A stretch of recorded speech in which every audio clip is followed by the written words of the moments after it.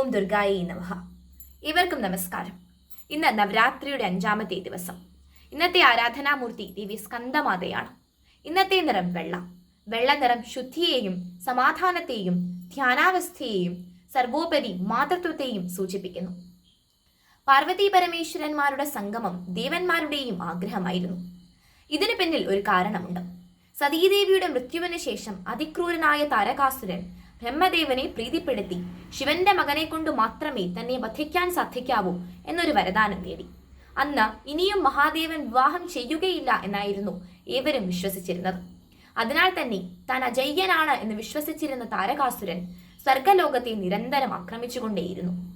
താരകാസുരന്റെ ഈ നിരന്തര ക്രൂരതകൾ സഹിക്കവയ്യാതെ ദേവന്മാർ പാർവതീദേവിയെ കണ്ട് മഹാദേവനെ പ്രീതിപ്പെടുത്തി മഹാദേവനെ വിവാഹം ചെയ്യണം എന്നാവശ്യപ്പെട്ടു. ഇതേ തുടർന്ന് പാർവതീദേവിയുടെയും മഹാദേവന്റെയും വിവാഹമുണ്ടായി. വിവാഹം കഴിഞ്ഞ് അവർക്ക് 6 മുഖമുള്ള ഒരു കുഞ്ഞുണ്ടായി. ആ കുഞ്ഞിന്റെ പേര് ഷൺമുഖൻ എന്നായിരുന്നു. ഷൺമുഖന് സ്കന്ദൻ എന്നൊരു നാമധേയം കൂടി ഉണ്ടായിരുന്നു. സ്കന്ദന്റെ അമ്മ എന്ന നിലയിൽ പാർവതീദേവിക്ക് സ്കന്ദമാത എന്ന നാമധേയം ലഭിച്ചു. സ്കന്ദമാത സ്വരൂപത്തിൽ പാർവതീദേവിയോടൊപ്പം സ്കന്ദനും പരിലസിക്കുന്നു. സ്കന്ദൻ പിന്നീട് ദേവസൈന്യത്തിന്റെ സേനാധിപതിയാകുകയും താരകാസുരനെ വധിക്കുകയും ചെയ്തു. സ്കന്ദമാതാ രൂപത്തിൽ ദേവിയെ പ്രാർത്ഥിക്കുന്നവരെ ദേവിയോടൊപ്പം സ്കന്ദനും അനുഗ്രഹിക്കുന്നു. സ്കന്ദമാതയുടെയും സ്കന്ദന്റെയും അനുഗ്രഹം നേടുവാൻ നമുക്ക് ഓരോരുത്തർക്കും സാധിക്കട്ടെ എന്ന് പ്രാർത്ഥിച്ചുകൊള്ളുന്നു. നമസ്തേ.